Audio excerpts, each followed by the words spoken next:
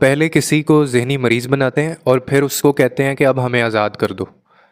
पहले उसको पागल कर दिया और फिर अब आज़ाद कर दो। और ये मैं कहता हूँ कितनी बुरी और घटिया और कितनी बड़ी गद्दारी है ऐसे शख्स के साथ, ख़ास तौर पे कि जिसको पहले आपने अपनी आदत डाली, आपने मजबूर किया, मोहब्बत की, रिश्ता जोड़ा, एहसासात जुड़े, जज्बात जुड़े, फिर उसने मुकम्मल तौर पे अपने आप को, अपने आप समेत उसने आपके सुपुर्द कर दिया।